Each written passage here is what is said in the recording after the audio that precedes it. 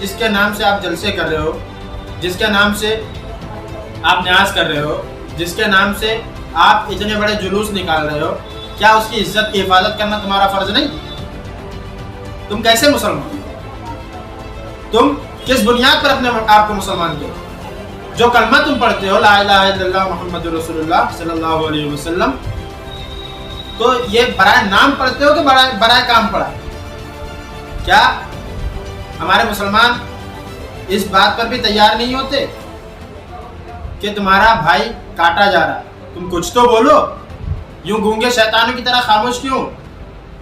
जरा बोलो, क्योंकि अगर अब भी चुप बैठे तो सिर्फ तुम्हारी कौम नहीं, पूरा मुल्क बर्बाद हो जाएगा।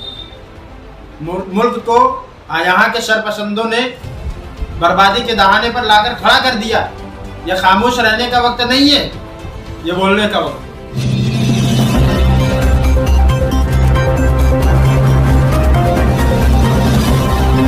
अभी कुछ दिनों से मुल्क हिंद के एक रियासत जो त्रिपुरा के नाम से मशहूर है, वहाँ पर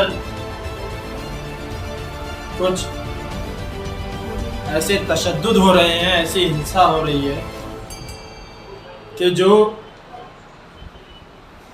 इन सारी इंसानियत के लिए शर्मनाक बात है।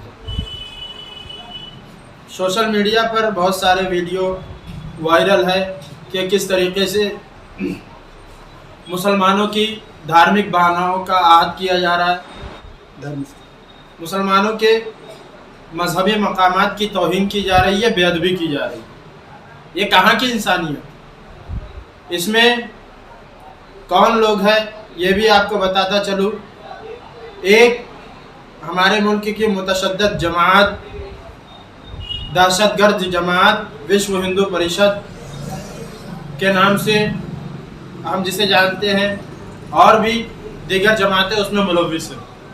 अब मैं कहना ये चाहता हूँ कि इसकी वजह क्या, इसका जो सबब बताया जा रहा है कि बांग्लादेश में कुछ हिंदुओं को काटा गया, तो अब क्या हिंदुस्तान के वहाँ के मुसलमान, वहाँ के हिंदुओं का बदला हमारे मुसलमानों से लिया जाएगा?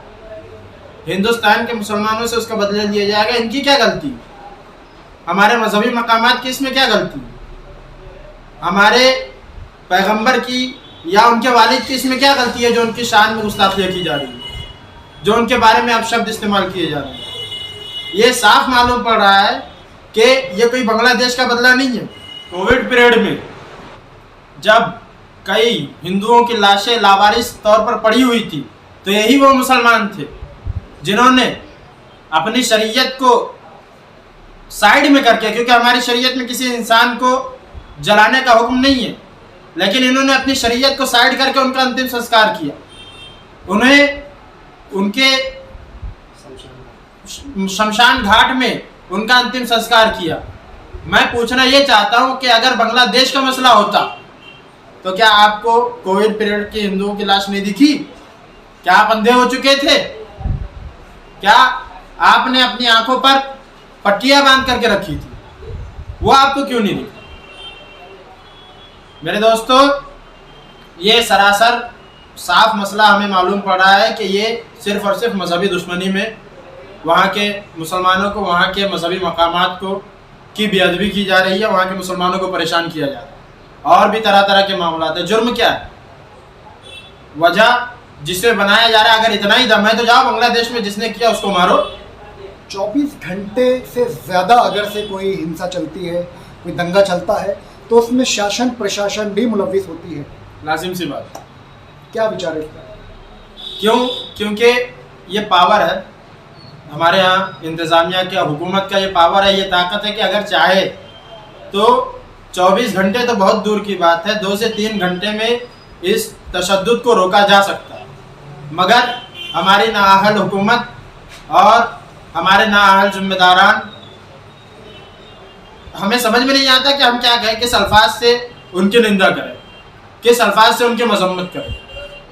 अगर ये मामला ऐसे ही चलते रहे तो आने वाला वक्त बहुत ख़तरनाक होगा। ये क्योंकि जुल्म के होते हुए अमन कहाँ है यारो, जुल्म के होते हुए अमन कहाँ मुमकिन यारो, उसे मिटाकर जग में अमन बहाल करो। अगर मुल्क में अमन और शांति कायम रखना, अगर मुल्क में भाईचारगी को कायम रखना, तो जुल्म मिटाना होगा। आज विश्व हिंदू परिषद त्रिपुरा में जो माहौल कर रहा, क्या आप समझते हैं कि ये वहीं तक सीमित रह जाएगा? क्या ये वहीं तक महदूद रह जाएगा, आगे नहीं बढ़ेगा? हमने देखा है गुजरात का माहौल, हमने देखा है मुजफ्फरपुर का माहौल, हमने आसाम के माहौल को भी सुना, लेकिन क्या वजह है कि कोई हमारा पुरसाने हाल नहीं, हमें कोई पूछने वाला नहीं।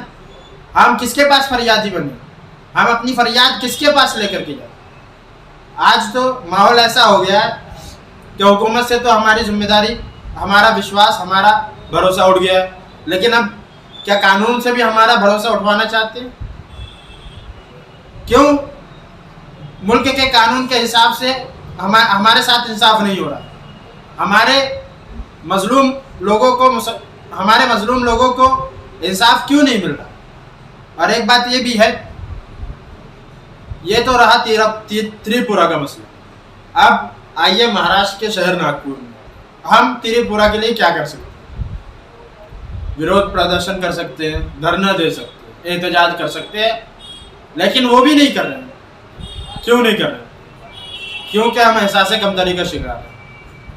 हमें ये लग रहा है कि हम कुछ नहीं कर पाएंगे, हालांकि आपको कानून ये इजाज़त देता है, आपको कानून ये हक देता है कि आप अपने ऊपर या अपने लोगों के ऊपर होने वाले जुल्म के खिलाफ खड़े हो सकते हो, तो खड़े क्यों नहीं हो? एक सवाल हजरत पूछना चाहेंगे यहाँ पे आपसे। नागपुर शहर महाराष्ट्र का एक ऐसा शहर है जहाँ पे साल भर में, पिछले 2 साल पहले की मैं बात बता रहा हूँ कि एक साल में बता रहा हूँ कम से कम 100 से ज़्यादा तकरीरों के प्रोग्राम होते हैं। कोरोना काल की वजह से थोड़ा अभी ये आंकड़े कम हो गए।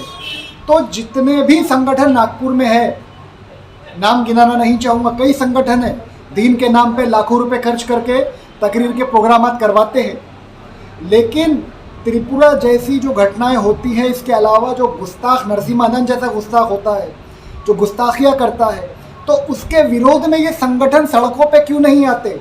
इन संगठनों के अध्यक्ष, सेक्रेटरी, प्रवक्ता अपनी जुबान से क्यों नहीं बोलते कुछ?